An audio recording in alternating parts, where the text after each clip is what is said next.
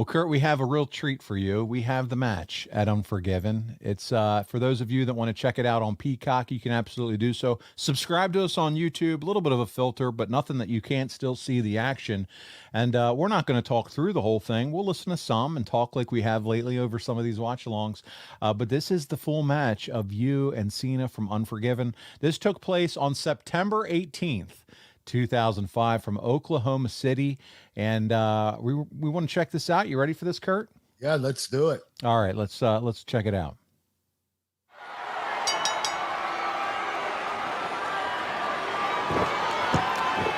Side headlock takeover by Kurt Angle.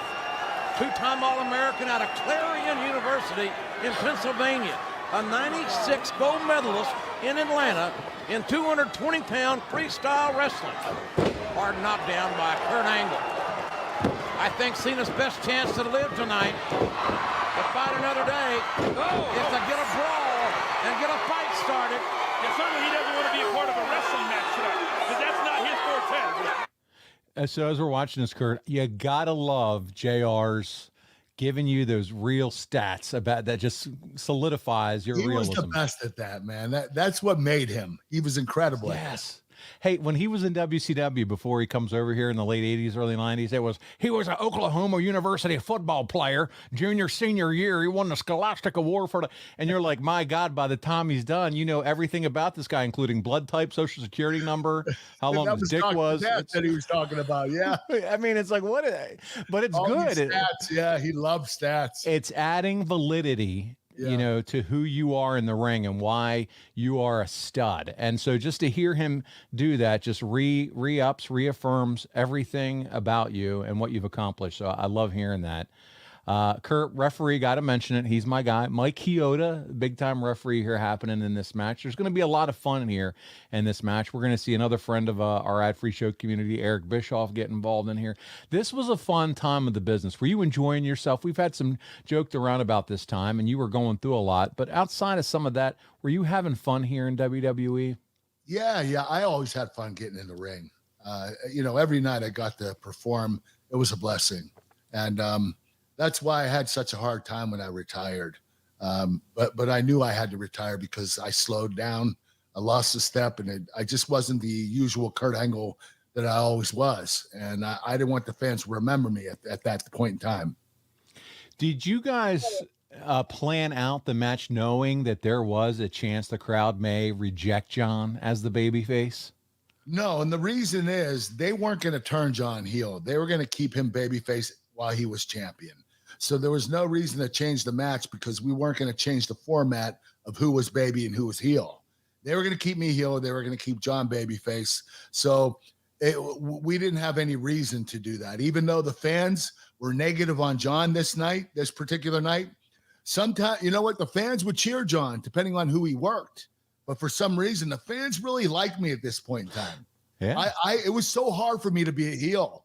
I mean, I was saying offensive stuff like I'm not a fan of black people, and like it was just ridiculous the shit I was saying, and the fans were still cheering for me, and it was like, right, how can I be a heel? Like these fans, but it was a blessing in disguise. I mean, it was cool to be over and for the fans to cheer for me, but I was really trying to get them to boo me. Yeah, to your point, you were saying the most heinous, over the top thing. Nothing. How about if I were to pick one person in the world to make him tap out, it would be Jesus. Right. I mean, come on, saying some crazy stuff. It's not who you are at all as a person, but really just trying to be a heat-seeking missile.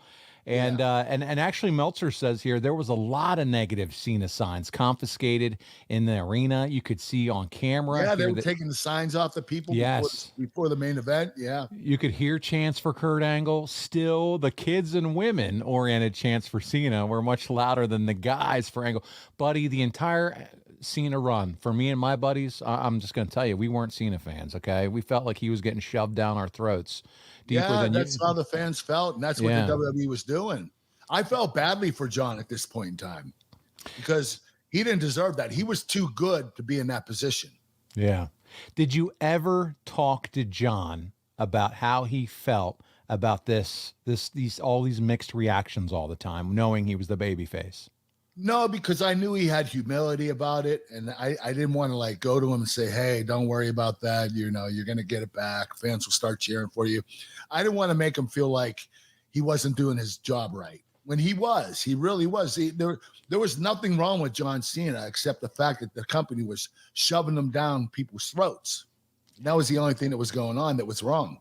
And never, while you're backstage with him, do you ever hear him complain about it? He just puts his head, keeps his head down, keeps working hard. Keep working. Fuck it. I'm doing my thing. Whatever they want me to do. And you can see that kind of in his demeanor, even, in the ring. John Cena is almost as close to perfect as there is. Oh. If I had a daughter, I'd want her to date John. That's exactly it. So, Guy's never got in trouble, has done all the right things, takes care of himself, is smart, intelligent, athletic, just a really good guy. Has been known to walk on water, turn water into wine at times. I mean, this is the John Cena. but it just sounds like he was the prototype. So when you think about prototype as far as behavior and what you expect in a star, and I think that's why Vince and company backed this kid and made him. And I say kid, we're the same age. They're in love with him. The face of their company. Fans weren't ready to be in love with him. That's why he was the face of the company. Look at what he's done for charity work. You know what I mean? You were just, Make-A-Wish. Make-A-Wish. He's done like over 500 of them. It's unbelievable. So you can't, even if you're not a fan of him being shoved down our throats, you can't help but respect the man for how he's lived his life, how he's carried himself. They had the Divas show where they had Nikki and Brie and all that, and he had house rules for Brian and Brie to live with them, and it was all this over the top shit. And you're like, this has got to be scripted, like OCD shit. Right? Yeah, you will be in your bedroom by 9:30 every evening. Chores. Yeah, and that's how you portrayed him. I'm like, this has got to be scripted. No one's like this. No, John's not like that. But I will tell you this, John's as organized and together as it gets. I mean, he has his shit together. That's good, though. That is a good thing, especially when you have all the balls to keep in the air like you guys do, Kurt. You're very regimented and everything's down to the calendar. And I got this at this hour, and Paul, I got 6:15 to 7:15 for the show. I got this. That's how you live your life, though. You have to. Yeah, well, it's a little bit of OCD. A lot of people that are successful usually have it. Well, we continue on with the match here. You two are putting on a clinic, as we can see here. You're flinging them into the ropes. Back body drop, sunset flip. Mike Chioda down. Nope, 2 count. You kick out. So action is fast-paced here between the both of you. We continue on with some thoughts from Meltzer. He said there was a cool spot where Angle reversed an FU attempt into an angle slam, but Cena kicked out. Angle went for the ankle lock, but Cena, who was selling an ankle injury from Raw, kicked his way free. Cena came back with a 5-knuckle shuffle for a near fall. Then we had our ref bump. So we're going to see Chioda take a bump here soon. But, Kurt, this leads to many more matches, and in no way was this the blow-off at all. So you guys kind of needed these types of things to keep this program going, didn't you? Yeah, you know what? You don't want to frustrate the fans too much and have all these DQ matches, but we wanted this program to go on for a while. So we couldn't have a particular winner at this point in time. At least not a decisive winner where someone got a pinfall or a submission. I think I win this match by DQ. So, it keeps the program going, keeps the fans interested. And at no time was there ever a plan or consideration to changing the title here. No, there wasn't. This was John's run as champion. They specifically assigned me to him to get him even more over. All right.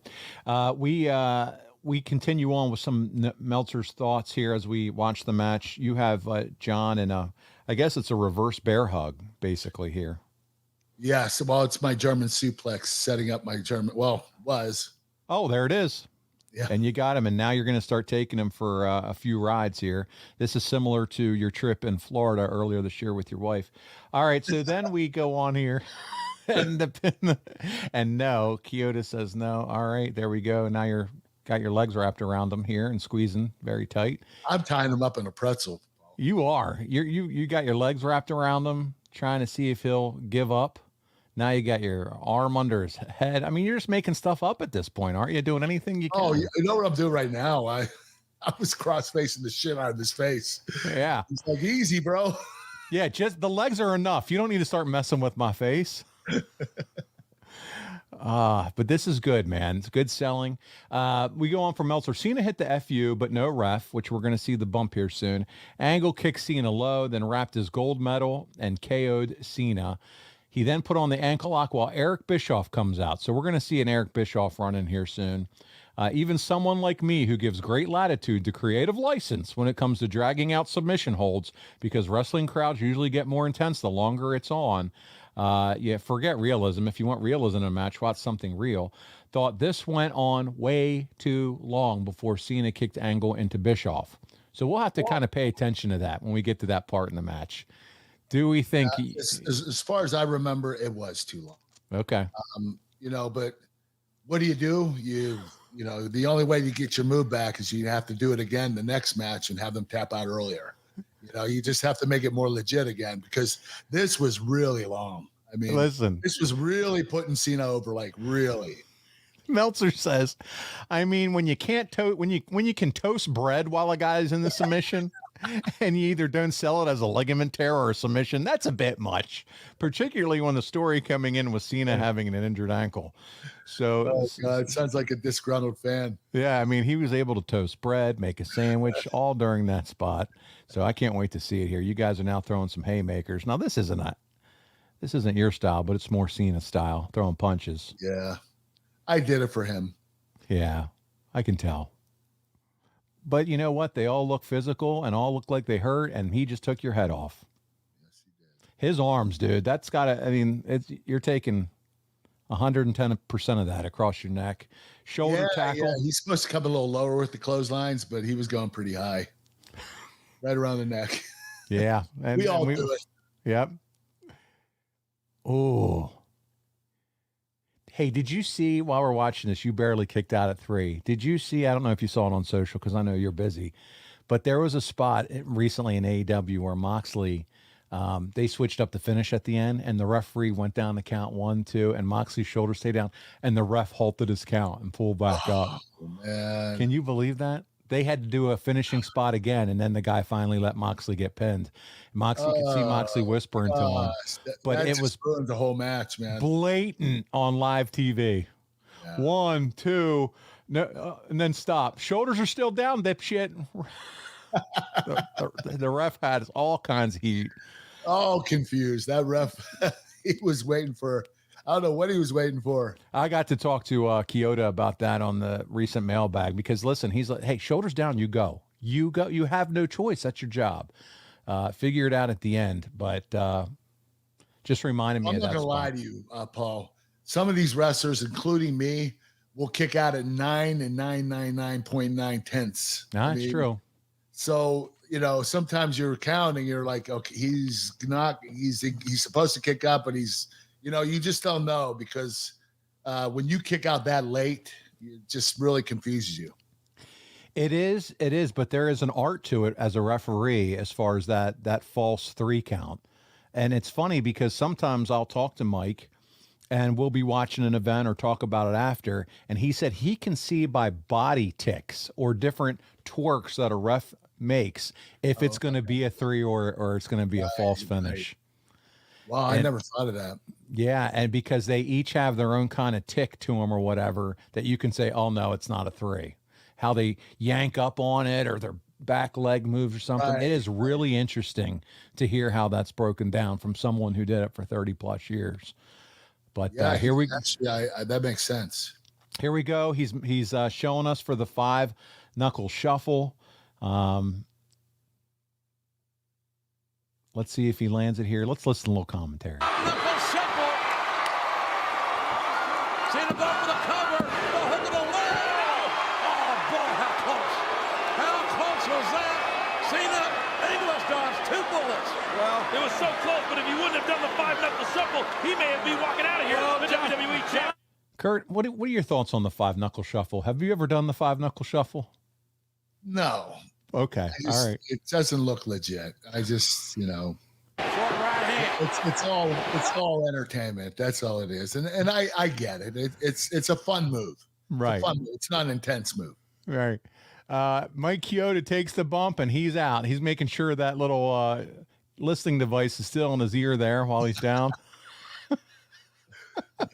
What if it's not in his ear? How does he get it back in? I know, right? Like, how do you fumble through that? And Especially who's supposed to be knocked out. I know, right? Oh, now Cena is smacking him around like he's a I don't know what, wet dish rag. And we're gonna get some action here. Do you think it's tough to finish a pay-per-view? As far as we know how this all ends, right? I'm going to read a little bit towards what's going on here. Spill the beans. I know it still isn't there yet, but you just kicked him in the dick, bro. Yes, I did. I think it was for real too. Bro, really? You just sat there and nailed him right between the legs, and you're happy with the ref's yourself. down. But that's part of your character at this point. You're a badass. Yes, I'm a heel. Right. So Not a badass, a heel. Oh, okay. Badass would be a baby face. Here we go. So you're breaking all the rules at this point. Yep. I'm doing whatever I have to do to win this match. And I stuffed the medal just so nobody steals it. I stuffed it in my singlet. Where it stays nice and warm. You go after Cena here. Let's take a listen. Oh, the straps are down. There's no tape job in the world. There's the boss. There's the boss. The boss was the bird's eye view. He wants to be out here at this crowning moment. It all started with, look at Bischoff. He wanted John Cena to be his boy. He's in the ring.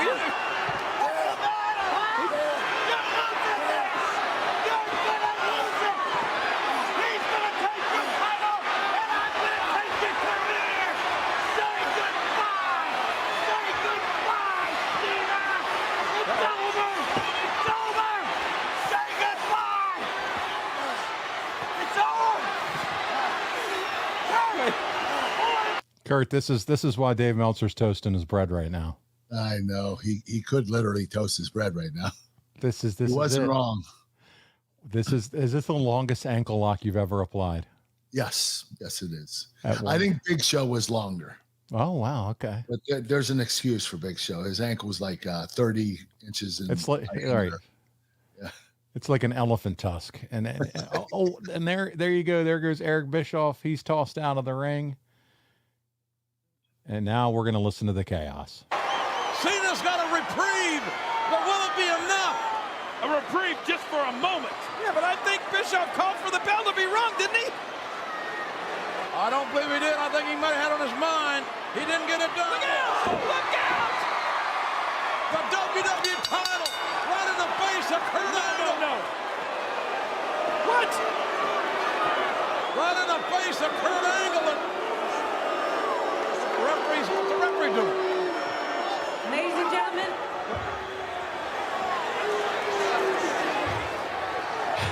I don't care what he said.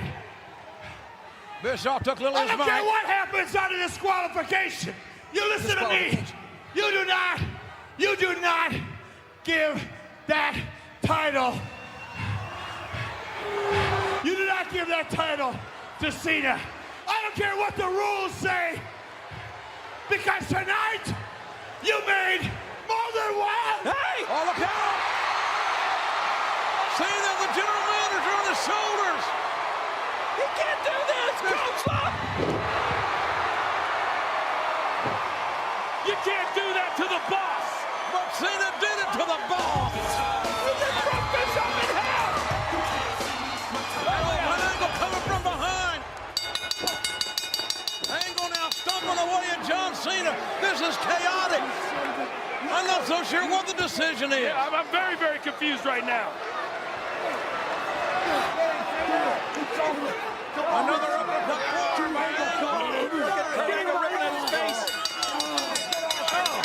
Angle ripping it at John Cena's face. The bell is continuing to sound. This match has officially ended. And Angle is just literally bidding on John Cena. Kurt Angle's like a madman. I think we have a new champion, I think. I truly believe Kurt Angle's the new WWE champion. Oh, there was no pinfall. There was no submission. Bischoff instructed the referee not to give up. So we're watching this as this happens. Your mouth is busted open. I'm assuming that was hard way. It was the hard way. I think it was a punch from Cena. Oh, Listen, this kid has knocked 4 of my front teeth out before. all Hey, hard way. We forgive each other because we both potatoed the shit out of each other. You don't think a lot of those kicks I just hit him with weren't Oh real? yeah. Oh yeah. And here you go. You're now taking him over to the Spanish announce table because why not? Back in those days, it was always the Spanish announce table. Coach and JR seemingly get the pass, clearing the table off. I'll read what Meltzer says. Cena grabbed the title belt, nails Angle. The ref saw it, called the DQ. Bischoff's furious. Cena gave Bischoff the FU, which we saw. Angle jumped Cena and was beating all over him. Cena comes back here at the end of the show. And here we go. He puts Angle through the Spanish announce table. Boom, there it is. Angle right through the Spanish announce table. We're about to go off the air. That was basically kissing up to the audience and giving them a big pop at the end since they weren't giving them a main event finish. 3 stars from Meltzer. What say you? What do you think about this finish to end the pay-per-view? DQ. Anytime it's a DQ, it's shit. I just don't. I don't like DQs. I think they're the only reason why you use them is to continue on the program. If you don't want one guy to have an edge over the other, you want them to both be equally matched, you do a DQ. So, I'll take that, but I'm not a big fan of it. Meltzer goes on, even before the finish, this match was disappointing. It wasn't nearly at the level of the Cena-Jericho matches, nor the prior Angle Cena matches, but it was still better than 90% of the Cena matches that you'll see. So there you go. Final thoughts there from Dave Meltzer. But again, I think Dave is right about that. But Okay. I believe that the finish is the main reason why he felt